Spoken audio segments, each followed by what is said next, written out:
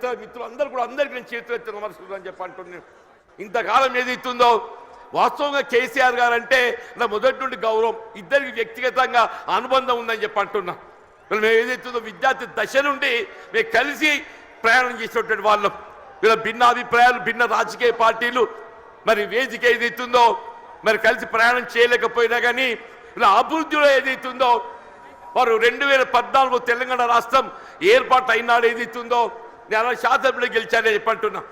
నాపై గౌరవంతో నాకు ఇప్పటికి గుర్తు చేస్తున్నాను. మీకు అన్న బోర్నపల్లి వంతెన అని చెప్పంటూ నేను గోదావరి నదిపై వంతెన నిర్మాణం చేస్తే అటు ఆదిలాబాద్ ఇటు ఉమ్మడి కరీంనగర్ జిల్లాలు కలిసి ఏర్పడతాయని చెప్పని ఒక విజ్ఞప్తి చేయడంతోనే వీళ్ళ మొట్టమొదటి ఉమ్మడి కరీంనగర్ జిల్లాలో వారు మంజూరు చేసినటువంటి ఒక పథకం బోర్నపల్లి ఒక వంతెన అని చెప్పంటాం.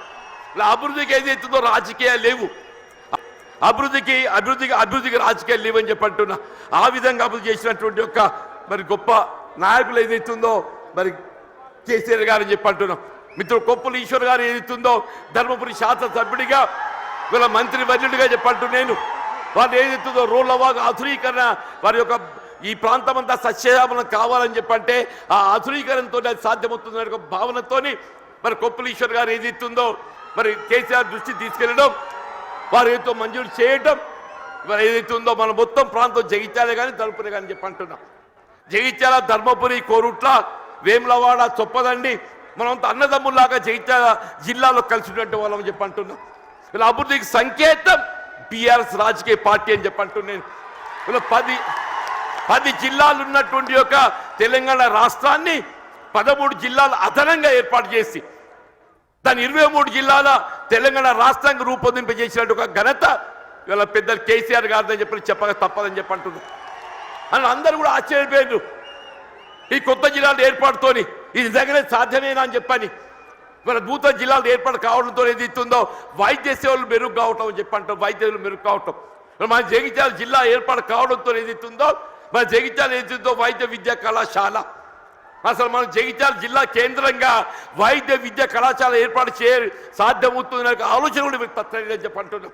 కేవలం కేసీఆర్ గారి యొక్క ఆలోచన, వారి యొక్క దూరదృష్టి, వీళ్ళ నూతన జిల్లాలు ఏర్పాటుతో ఏదైతే వైద్య విద్య సదుపాయాలు మెరుగుపరచొచ్చని చెప్పిన భావంతో వీళ్ళ నూతన జిల్లాలు ఏర్పాటు చేయడము, జగిత్యాల జిల్లా కేంద్రంగా వైద్య విద్యా కళాశాల రూపొందడం, వీళ్ళ వైద్య సేవలు విస్తృంపజేయబడడం చెప్పంటున్నా. భవిష్యత్తులో సూపర్ స్పెషాలిటీ వైద్య సేవలు మనం పొందబోతున్నాం అని చెప్పంటున్నా. అది విద్య రాజ్యాంగం కల్పించిన హక్కు అని చెప్పంటున్నా. ఆ రాజ్యాంగం కల్పించిన హక్కు విద్యకు సంబంధించి ఏదైతుందో నిరుపేద వర్గాలు, బలహీన వర్గాలు, జ్యోతిబా పూలే అటువంటి ఒక గురుకుల ఆశ్రమ పాఠశాల అని చెప్పంటున్నా. ప్రతి నియోజకవర్గంలో ఆడబిడ్డలు బాలకి ఏదైతుందో జ్యోతిబా పూలే మరి గురుకుల ఆశ్రమ పాఠశాల, బాలులకు ఏదైతుందో జ్యోతిబా పూలే మరి ఒక పాఠశాల గురుకుల ఆశ్రమ పాఠశాల, అల్పసంఖ్యాక వర్గాలు ముస్లిం బిడ్డలకు అని చెప్పంటున్నా.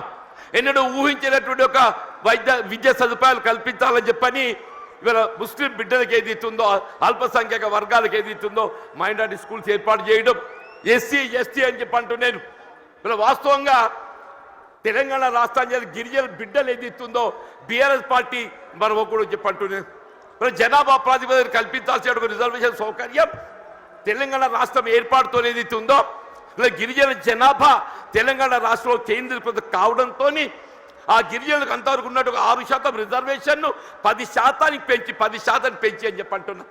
ఇలా విద్యా ఉద్యోగాలలో గిరిజన బిడ్డలు వాళ్ళ లంబాడా కానివ్వండి, ఆదివాసీ కానివ్వండి, ఎవరికైనా ఏదైతుందో వారి భవిష్యత్తు నిర్దేశించినట్టు ఒక గొప్ప మరి నాయకత్వం కేసీఆర్ గారు అని చెప్పక తప్పదని చెప్పంటున్నా.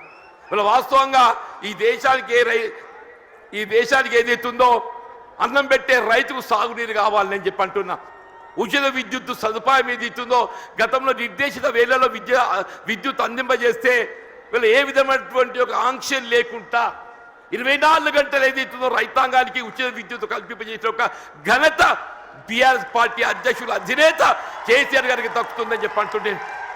ఇలా ప్రాణహిత నదీ జలాల వినియోగం తేవాలనే, ప్రాణహిత నదీ జలాల వినియోగంలోకి వస్తేనే కానీ ఏదైతుందో మన తెలంగాణ రాష్ట్రం రైతాంగం ఏదైతుందో మన పంటలు పండు సాధ్యమవుతుందని చెప్పంటుండే.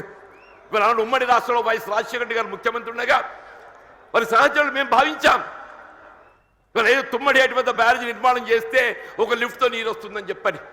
కానీ మహారాష్ట్ర ప్రభుత్వం ఏదైతుందో వాళ్ళు సహకరించలేకపోవడంతో 152 మీటర్ల ఎత్తుతో నిర్మాణం చేయాలని తలపెట్టినట్టు బ్యారేజ్ 140 మీటర్ ఎత్తుతోనైనా కానీ ఇదే పెద్ద కేసీఆర్ గారు ఏది ఎత్తుందో మహారాష్ట్ర ప్రభుత్వం ఒప్పందం చేసుకోవడంతో పాటుగా దిగువ 100 మీటర్ల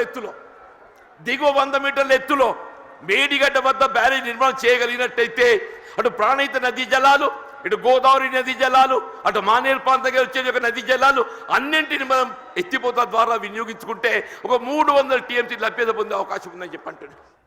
మరి ఆ విధంగా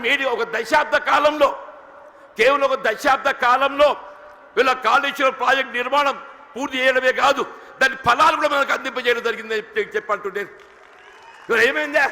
మన కేసీఆర్ గారు జయించాలకు వస్తున్నామని చెప్పంటే నిన్నటి దాకా నిద్రపోయిన ముఖ్యమంత్రి రేవంత్ రెడ్డి గారు ఇవాళ బయలుదేరిండి అని చెప్పంటున్నాం.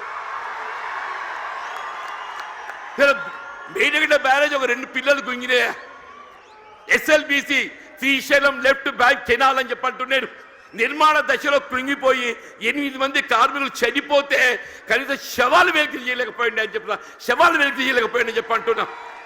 2 పిల్లలు కృంగిపోతే అసలు బ్యారేజ్ విలువ 4000 కోట్లు. ఆ 2 పిల్లలు కడితే 400 కోట్లు అవుతాయని చెప్పి అంటున్నా. ఎక్కువ మీకు అన్నారం సుందరం ఇంకో 100 కోట్లు అవుతాయని చెప్పి అంటున్నా. ఇలా 2 సంవత్సరాల కాలం ఏదైతుందో ఏదో ప్రకృతి సహకరించింది అదృష్టం. మన కరువు సమస్య ఉత్పన్నం కాలేదు. రేపేదైతే ఎల్లినో ప్రభావం నిజంగానే కరువు వచ్చినట్టయితే మన భవిష్యత్తు ఏం కావాలి? కరువు వస్తే మన భవిష్యత్తు ఏం కావాలని చెప్పి